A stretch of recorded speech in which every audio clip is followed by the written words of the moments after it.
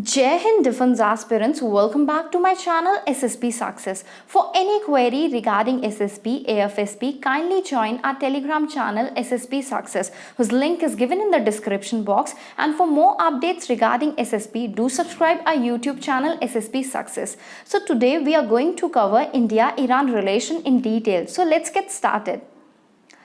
पहले बैकग्राउंड से शुरू करते हैं। देखो, इंडिपेंडेंस के बाद इंडिया जो है दो पार्ट्स में डिवाइड हो गया, इंडिया एंड पाकिस्तान। आपको मैं मैप से समझाती हूँ। देखो, पहले जो इंडिया था ना, वो ये पूरा इंडिया था, ओके लेकिन जब उसके बाद डिवीजन हुआ तो इंडिया बन गया क्या, इंडिया एंड पाकिस्तान। तो आप देख सकते हो कि पहले इंडिया और ये पूरा पार्ट था इंडिया, और अब इंडिया पाकिस्तान बन गया। तो पाकिस्तान की जो वो है बाउंड्री है वो शेयर हो रही है ईरान के साथ। एक्चुअल जो पार्टीशन के बाद इंडिया बना उसकी बाउंड्री टच नहीं हो रही है। तो ये इसकी वजह से डिस्टेंस आ गया दोनों कंट्रीज़ के बीच में। ऑल्दो दोनों कंट्रीज़ जो है वो कॉमन फीचर शेयर करती थी अपने लैंग्वेज, कल्चर, ट्रेडिशन में। दोनों South Asia and Persian Gulf के काफ़ी strong commercial, energy, cultural and people to people link है। और दोनों कंट्रीज़ ने बाद में अपने डिप्लोमेटिक रिलेशनशिप को इस्टेब्लिश किया 15 मार्च 1950 को। देखो, कोल्ड वॉर एरा के टाइम पे इंडिया नॉन अलाइन रहा, लेकिन बाद में इंडिया ने यूएसएसआर को सपोर्ट किया।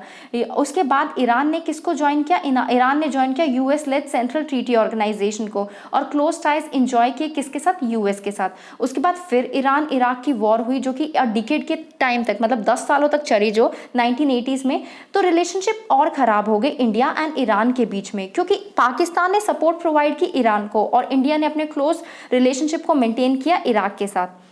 उसके बाद इंडिया और ईरान के रिलेशन जो है वो कब इंप्रूव हुए, 1990 के टाइम पे, जब दोनों इंडिया एंड ईरान ने सपोर्ट किया democratic government of Northern Alliance, किसके against, autocratic regime of Taliban government. दोनों कंट्री ने फर्मली सपोर्ट किया anti Taliban government of Ashraf Ghani, और जिसको सपोर्ट थी किसकी, यूएस की। पहले बायलेटरल एग्रीमेंट जो है वो हुआ डिफेंस कॉपरेशन पे, जो साइन किया गया था दिसंबर 2002 में। उसके बाद एरियाज ऑफ कॉपरेशन की बात कर लेते हैं। इकोनॉमिक रिलेशन की अगर बात करें तो पहले sources of oil and gas. India जो है वो 80% ऑफ इट्स ऑयल डिमांड जो है पूरी करता है ईरान से, और ईरान इंडिया का सेकंड बिगेस्ट सप्लायर है crude oil after Saudi Arabia. India ने हमेशा से ईरान के साथ अच्छे टाइज मेंटेन करने की कोशिश की है। उसके बाद चाबार पोर्ट के ऑपरेशनल होने के बाद इंडिया जो है वो ईरान से मतलब सस्ते दामों में ऑयल को इम्पोर्ट कर पाएगा। उसके बाद इंफ्रास्ट्रक्चर डेवलपमेंट की बात करते हैं। इंडिया ने कंस्ट्रक्ट किया था जारान तेराराम रोड इन 2009, जो कि एक्सेस देता है अफगानिस्तान के गारलैंड हाईवे को, और जो रोड एक्सेस देता है 4 मेजर सिटीज़ इन अफगानिस्तान, कौन सी, हेरल, कांधार, काबुल एंड मजरे शरीफ को। इंडिया जो है प्लान कर रहा है इन्वेस्ट करने के लिए कितने बिलियंस ऑफ डॉलर्स, ताकि वो अपनी इंडस्ट्रीज़ को सेटअप कर सके, जिसमें होगी कौन कौन सी इंडस्ट्रीज, जैसे एल्यूमिनियम स्मेल्टर से लेके यूरिया प्लांट, कहाँ पे, Iran Chabahar free trade zone में, ओके।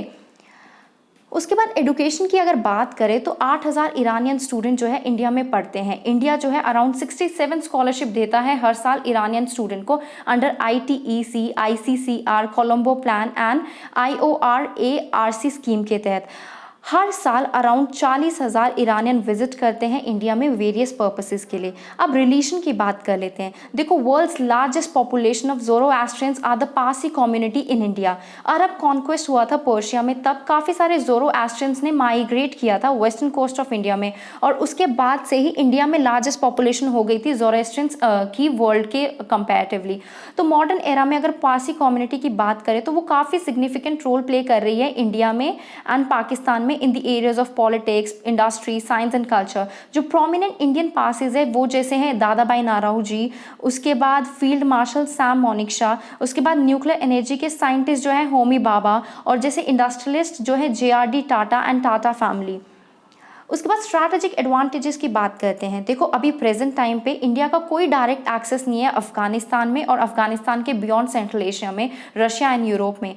पाकिस्तान के अलावा, मतलब पाकिस्तान के थ्रू ही हम जा सकते हैं इन कंट्रीज़ में। तो जो डिस्टेंस बिटवीन है Kandla port in Gujarat and Iran Chabahar port, that is less than between जितना डिस्टेंस है न्यू दिल्ली एंड किसके बीच में, मुंबई के बीच में। तो ये जो एक्सेस हमें मिलेगा चाबार पोर्ट में, वो हेल्प करेगा इंडिया को ईरान में जाने के लिए, और उसके बाद अपनी क्विक मूवमेंट करने के लिए गुड्स को, सो दैट वो ईजिली गुड्स को पहले सप्लाई कर पाए ईरान में, और उसके बाद अफगानिस्तान एंड रशिया में।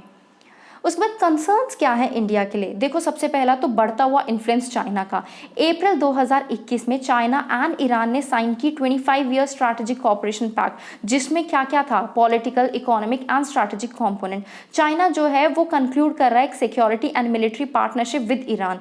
जो चाइना ईरान स्ट्रैटेजिक पार्टनरशिप है वो इंडिया को मतलब कहीं ना कहीं इंडिया को रोक सकती है, जो इंडिया चाहती है कि उनको उन रूट्स का एक्सेस मिल जाए सो दैट वो अफगानिस्तान में जा सके थ्रू चाबार एंड थ्रू किसके, international north south transportation corridor के।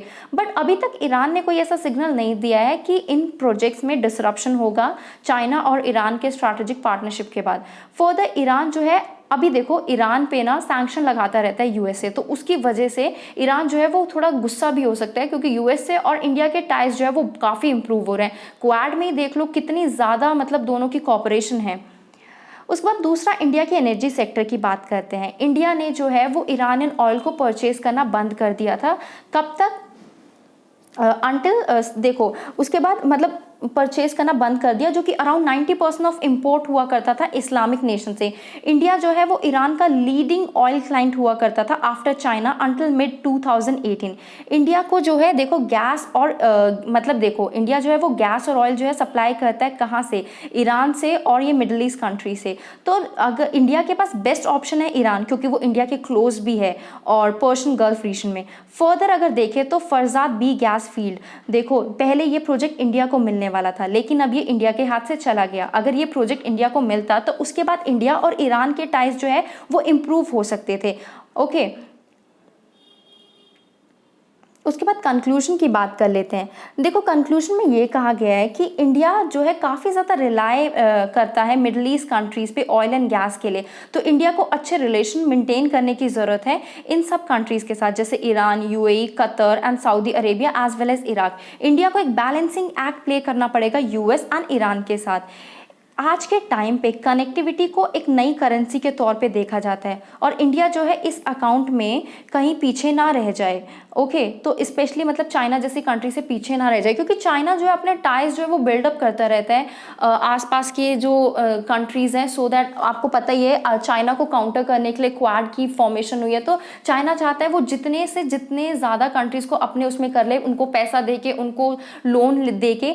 तो ये जो है जो चाइना का बढ़ता हुआ इन्फ्लुएंस है एक बहुत बड़ी प्रॉब्लम है इंडिया के लिए। So guys that was all. Do like, share and subscribe our YouTube channel SSP Success. Thank you guys. Bye bye. Take care.